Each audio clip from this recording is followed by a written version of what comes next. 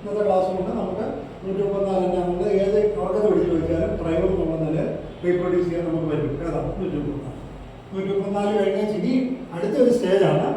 ഇപ്പം എല്ലാവർക്കും അറിയാം ഡിജിറ്റൽ തെളിവുകളുടെ കാലമാണ്. എല്ലാ പോലീസ് കേസുകളിലൊക്കെ നിങ്ങൾ കേൾക്കുന്നുണ്ട്. മൊബൈലിൽ തെളിവ് പരിശോധിച്ചു, 7000 ഫോണുകൾ പരിശോധിച്ചു, 700 ഫോണുകൾ പരിശോധിച്ചു, സ്കാമൊക്കെ ഉണ്ടാക്കിയിട്ടില്ലേ.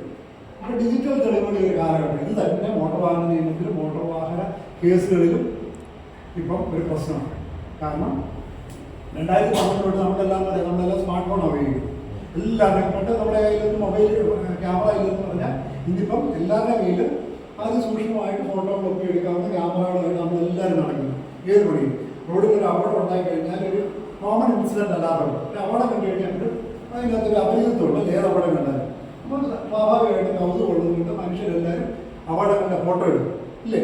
എല്ലാവരും ഫോട്ടോ എടുത്തോണ്ടിരിക്കും. ഒന്നെടുക്കുള്ളൂ.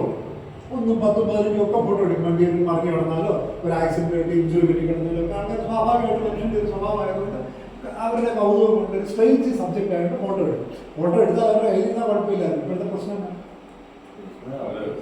നിമിഷങ്ങൾക്കുള്ളിൽ അവർ ഇതെല്ലാം ഏറിയും അല്ലേ? എല്ലാ ഫോട്ടോ ഏറിയും. ഇതെല്ലാം ഡ്രൈവർക്ക് എഗെയിൻസ്റ്റ് ആവാം അല്ലേ?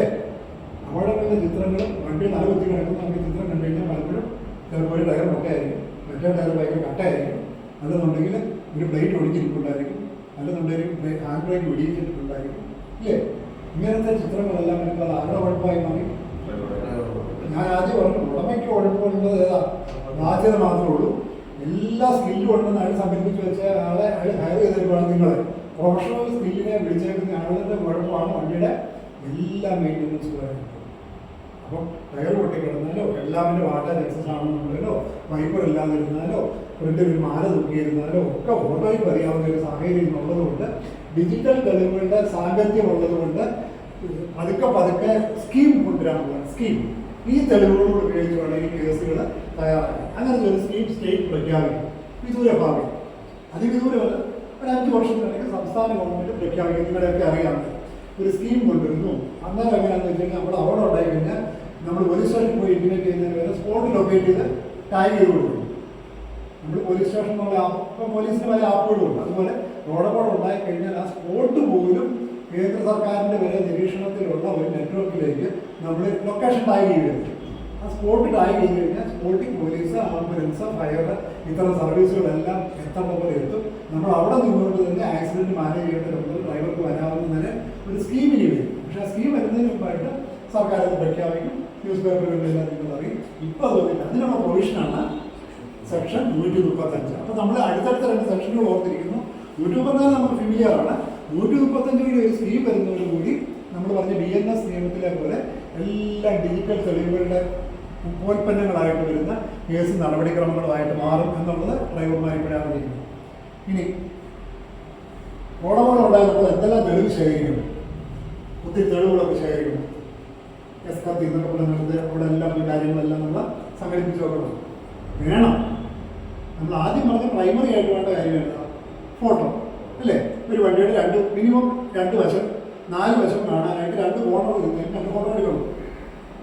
ഫോട്ടോ എടുക്കുമ്പോൾ ശ്രദ്ധിക്കുക, റോഡപകടം ഉണ്ടാകാത്തതിൽ എവിടെയെങ്കിലും മിനിമം ഒരു അങ്ങനെ പറയുന്നത് തേർഡായെന്ന് പറയും. 2 വശത്തു നിന്ന് 2 വശങ്ങൾ ഒരുമിച്ച് കാണാവുന്ന പോലത്തെ ഓരോ ഫോട്ടോകൾ നമ്മൾ എടുക്കും.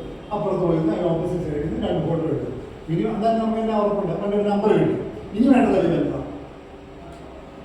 ഏറ്റവും ആദ്യം വേണ്ട വണ്ടി ഒരു നമ്പർ കിട്ടി. അത് ഫോട്ടോ ചെയ്യാൻ വേണ്ടിയിട്ടുണ്ട്. ഇനി വേണ്ട സാധനം മോട്ടോർ വാഹന നിയമം ഈ സെക്ഷൻ 134 പറഞ്ഞിട്ടുണ്ട്. അവിടെ ഉണ്ടായി കഴിഞ്ഞാൽ പരസ്പരം അഡ്രസ് കൈമാറാനുള്ള ബാധ്യത. 2 പേര് 2 വാഹനങ്ങൾ ഉൾപ്പെട്ട് അല്ലെന്നുണ്ടെങ്കിൽ അപകടത്തിൽ ഉൾപ്പെട്ട് കഴിഞ്ഞാൽ അവിടെ ആ പരിസരത്ത് നമ്മുടെ ഇൻഫർമേഷൻ കൊടുക്കാനായിട്ട് ബാധ്യതയുണ്ട്. ആരാണ്, എന്താണ്, എനിക്ക് ലൈസൻസ് ഉണ്ട്. അപ്പോൾ നമുക്ക് ഏറ്റവും നല്ല തെളിവെന്ന് പറഞ്ഞാൽ നമ്മുടെ ലൈസൻസ് എടുത്ത് മറ്റേ വണ്ടിയുടെ ബോണ്ടിലോട് വെച്ച് കൊടുത്തിരുന്ന ചേട്ടൻ്റെ പെട്രോളം പറയുക.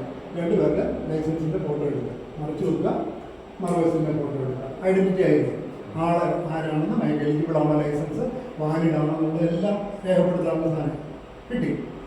രണ്ടാമത്തെ തെളിവ്, ഒന്നാമത്തെ വണ്ടിയുടെ നമ്പർ ഉൾപ്പെടുന്ന ഫോട്ടോ, രണ്ടാമത്തെ 2 പേരുടെ ലൈസൻസിൻ്റെ ഫോട്ടോ. നമ്മൾ അങ്ങോട്ട് ഫോട്ടോ എടുത്തോളം പറയുമ്പോൾ അയാൾക്ക് സ്വാഭാവികമായിട്ട് കാണിക്കാറുണ്ട് അല്ലേ? ഇയാൾ കാണിച്ചില്ലൊരു കുഴപ്പമൊന്നുമില്ല, നമുക്ക് അയാൾക്ക് ഫോട്ടോയിൽ കിട്ടിയാൽ മതി. പിന്നെ അടുത്തത് ഇനി എന്നാ വേണ്ടത്?